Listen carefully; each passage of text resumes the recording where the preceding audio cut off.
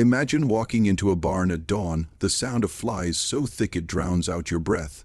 Inside are rows of cots, and on each cot, men still, their bodies swollen, their mouths open, but no breath coming. Over 200 of them. Every one of them had signed up believing they were part of a medical study, a chance to serve science, to better mankind. What they didn't know is that the men who ran the study weren't doctors at all. And what they were trying to cure wasn't a disease, it was something older. Kentucky in 1887 was a land balanced between shadow and progress. The railroads were bringing industry, but the hills still whispered with old superstitions. Churches rang bells, but deep in the woods, people still buried bottles, carved symbols into bark, and whispered of the things that lived beneath the limestone caves. It was here, in this uneasy place between faith and fear, that a group of men calling themselves the American Institute for Scientific Progress arrived. They wore black coats, spoke in Latin, and promised miracles. The townspeople thought they were doctors, but what they really were was something else. The Institute announced an opportunity. Poor men, veterans, farmhands, and drifters could sign their names and receive food, shelter, and pay in exchange for participating in experiments. They promised cures for fever, cholera, even madness. Science will save you. The flyers read, hundreds lined up. By winter, they had gathered more than 250 men housed in a repurposed tobacco warehouse on the outskirts of Louisville. But nobody from the outside ever saw them again, and those who tried to visit were turned away by men with rifles, dressed in black, faces hidden under wide, brimmed hats. At first, families wrote letters. They begged for news. The Institute sent replies typed, never signed by hand. Your son is responding well to treatment. Your husband is progressing. But when families tried to visit, guards threatened them. Preachers who raised questions were silenced. The sheriff offered a bribe, turned his eyes away, and in time, the families stopped asking. Because in Kentucky, everyone knew what happened to people who pressed too hard against walls built by the powerful. And those walls were higher than they looked.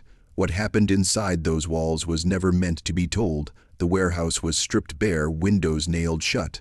Rows of cots filled the main hall. Each man was tagged with a number, not a name. They were bled, injected, starved, and force-fed. Strange machines whirred at night, pulling from the men's bodies fluids that no one recognized. Sometimes the men screamed.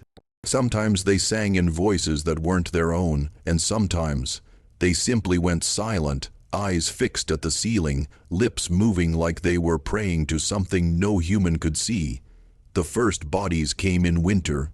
Men began to convulse, their skin turning a sickly gray. Their eyes sank deep into their sockets as though light itself had abandoned them.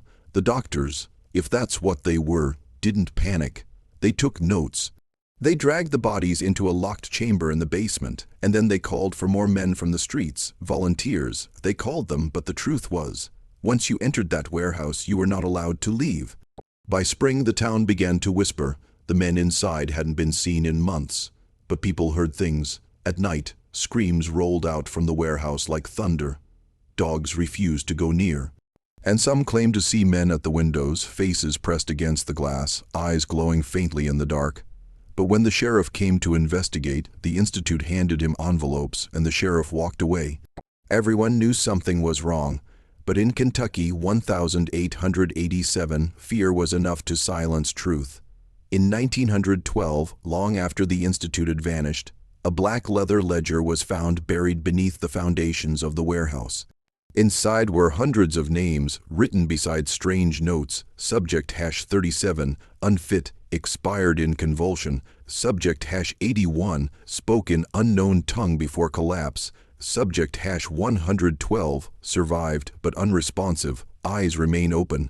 The ledger stopped abruptly after subject #203.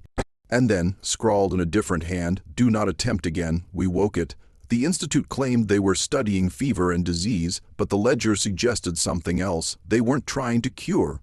They were trying to awaken, drawing fluids from the blood, boiling marrow, testing reactions to light and sound. They were dissecting the very soul, peeling back the veil between man and something more ancient. Some scholars believe they were trying to reach what the mountain people once called the Hollow Man, a presence said to live beneath Kentucky's caves feeding on the sick. If true, then the men weren't patients. They were sacrifices. Few walked out alive, but those who did were never the same. Farmers in nearby towns spoke of drifters who came staggering from the woods, eyes clouded, bodies scarred with strange burns. Some didn't speak at all. Others whispered in perfect unison, as though something else spoke through them. One survivor was found clutching his stomach, muttering, "It's still in me." He died 3 days later. When they cut him open, his organs were black. In 1888, when the warehouse was abandoned, a new orphanage opened in the same town, funded by the same wealthy men who had financed the institute. The children there were pale, quiet, and prone to seizures. Some townsfolk said they looked like the men who had vanished, and at night the children sang in low voices words no one recognized. People avoided the orphanage, but the church blessed it, because the church too had taken its payment. The town's churches never spoke of the warehouse. They called it God's work. But some records suggest priests visited the warehouse regularly, not to bless the men, but to witness. One priest's diary was later found, its pages filled with frantic handwriting. They said it was science, but what I saw was worship. They are kneeling to something that has no name. The end came quickly. In late 1887, more than 200 men died in a single night. The screams carried for miles. Witnesses said the sky turned black, though the moon was full, and in the morning the warehouse stood silent. When the doors were opened, the cots were full of bodies. Each one with eyes wide open, each one with their tongue missing. Days later the warehouse burned.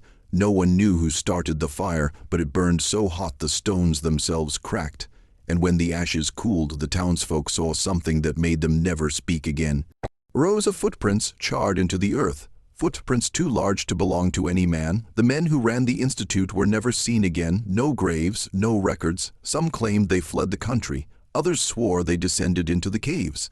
But one thing is certain, their work did not end there, because in the decades that followed, strange research societies appeared in nearby states, always with the same symbol, a circle split by a vertical line.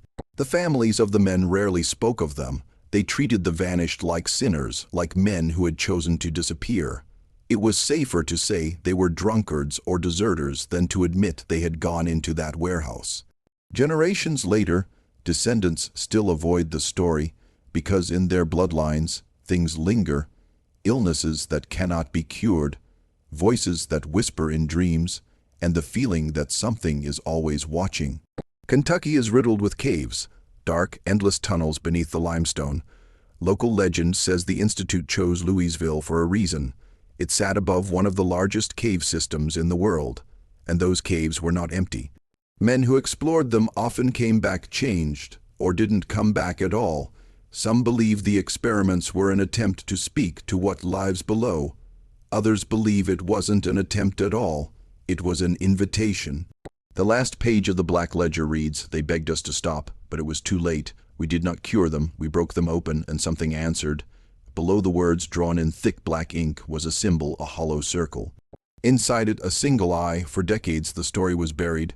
Local officials burned the records. The church denied involvement, and the state labeled the institute fiction.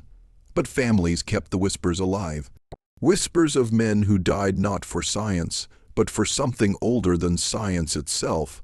And every now and then, a black ledger appears, always written in the same hand, always with new names. They called it science.